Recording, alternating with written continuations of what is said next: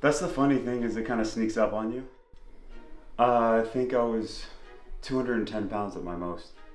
So I was really athletic when I was younger, and then about a decade of not doing any kind of physical activity. I sit at my desk, I work a desk job like a lot of people, and just not staying physical and moving. And then I love sugar. I ate a lot of it. I ate a lot of bad foods with not a lot of health content in them, and found myself, I'd say about 50 to 60 pounds of fat overweight. It all started with, I have an elliptical here, and I was talking to a coworker and saying, oh, well, I would like to just use it. I'd always tell him like, oh, well, I don't have the time, or it takes so much effort to do it. And his advice was just get on there for 1 minute, and then that's it. There's no other strings attached. You just get on it for a minute. But then once you're on it, you're like, okay, I'll go do this for a few minutes. So then I started doing workouts, 8-minute elliptical workouts on that for a while. Just started getting my heart going, my endurance going, just some kind of routine going. I like going to failure. I think it's important. So you see me kind of struggling at the end to get that up there.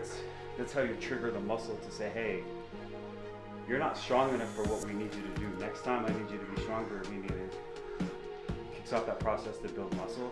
So that's why what people call it to failure. I think the biggest habit that's had the biggest difference is the 10,000 steps a day. Like 10,000 steps is an arbitrary number. So the number of steps doesn't really matter as much how many you're doing. As humans, we just get so little amount of steps compared to our ancestors who would walk 15, 20,000 steps. Normal human today gets 3,000 to 4,000. So I think like 8,000 steps is a good number for everyone to be pushing towards. I think a lot of what I try to do is I know how I'm going to hurt myself now after all this time, and I stay away from those things. I think because I'm going to turn 40 in a few months, and I think part of me thinks I'm the young varsity athlete that I was when I used to do a lot of this workout stuff.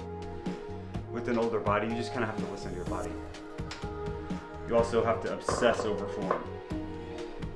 So everything I do, I go take that into physical therapy, and I have my physical therapist watch everything that I'm doing just to check my form on not only the mobility exercises, but the actual lifting component too, and just watch, have her record it, then I can watch it, and then if anything's wrong, she points it out. The scale is also a weird thing to do. So when you're trying to build muscle too, you're working out, you're adding a little bit of muscle, so the scale isn't moving weight-wise because you're adding muscle. So I wasn't really seeing the growth that I'd want, or the loss that I'd want.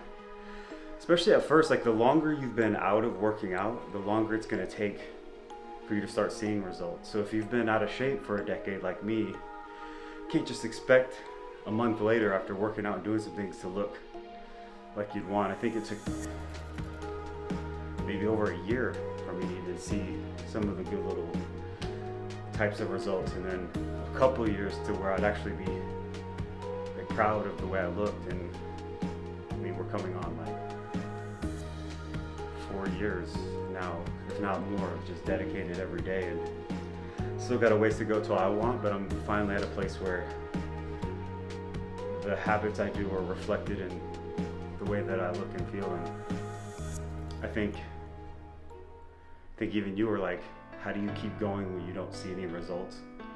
I think that's a valid, true statement people should consider. Like, you're not going to see or look the way you want, but just keep going every day, doing those incremental habits, and then the way you look is going to catch up.